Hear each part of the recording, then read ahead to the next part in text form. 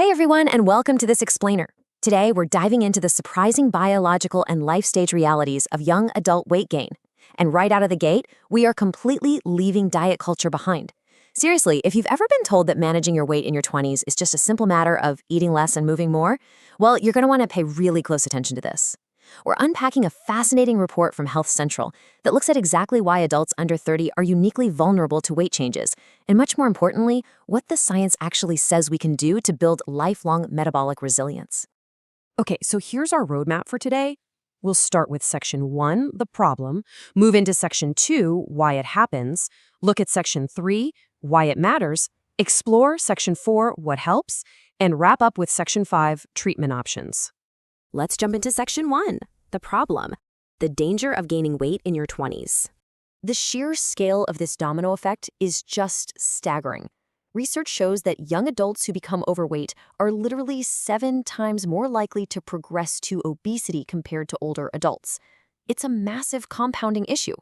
You see, once that threshold is crossed in this specific age bracket, your body's trajectory dramatically shifts in a way we simply do not see in later decades of life.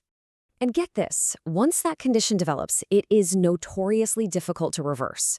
Consider this fact, only 2% of adolescents with obesity are able to maintain a non-obese or overweight BMI in adulthood. Just 2%. That really highlights exactly why early intervention is so incredibly crucial. This isn't about personal failure at all. It's about a deeply entrenched physiological state that your body is actively trying to defend. Moving on to Section 2, why it happens, the domino effect. This biological reality completely shatters that toxic personal failing narrative. Anywhere from 40 to 70% of a person's BMI is actually genetically predetermined. So if you develop excess weight or metabolic conditions as a young adult, you're likely sitting on the higher end of that genetic range. You are quite literally fighting your own DNA. Now, let's look at how this compounds when you combine those powerful genetics with the massive environmental disruptions of entering adulthood. The years between 18 and 25 represent a highly critical transition. Think about it.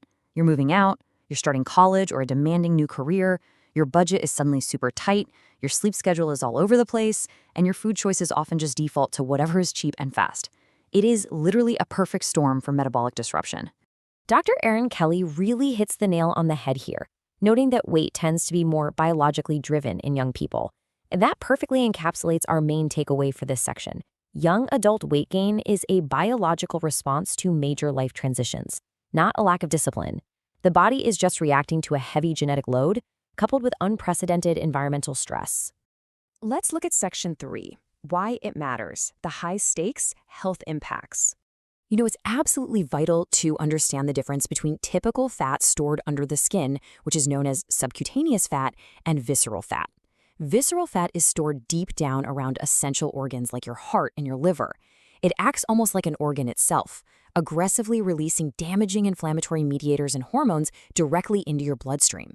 And that leads to systemic inflammation, oxidative stress, and ultimately things like insulin resistance and artery damage. And the timing of when this visceral fat actually accumulates, it's critical.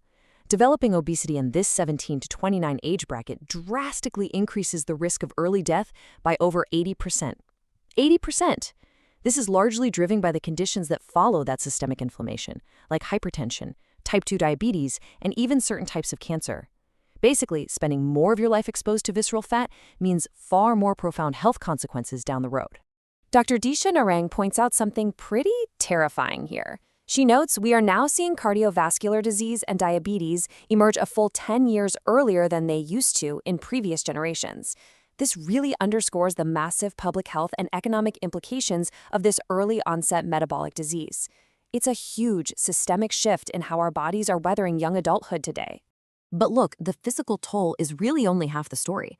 We absolutely have to recognize the severe mental health consequences too. The source material outlines how young adults face much higher rates of depression, anxiety, and disordered eating. They often internalize massive amounts of weight stigma, which can actually result in workplace discrimination, lower earning potential, and create deep barriers to establishing solid medical care or forming long-term relationships. I mean, just ask yourself, how devastating must it be to face heavy societal bias while simultaneously trying to build your very first adult relationships and career? Mentally, this is a life stage where your entire identity is taking shape. Dealing with intense stigma during these foundational years leaves scars that go far, far beyond physical health. So, Section 4. What helps? Building metabolic resilience. All right, let's talk tools. These are your core strategies, starting with finding a trusted obesity medicine provider, ideally someone who is ABOM board certified.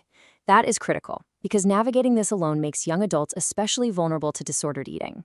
Beyond that medical support, the data points to 3 main pillars: doing adequate resistance training, eating more plants, specifically aiming for 2 to 3 cups daily of things like allium vegetables and leafy greens, and rigorously protecting your sleep and mental health. Now, the science on this is actually mind-blowing. Research indicates that resistance training literally forces fat cells to break themselves down to make room for growing muscle cells.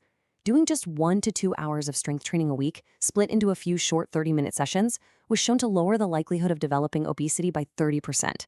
It's a total game changer and a non-negotiable for protecting your metabolism long-term.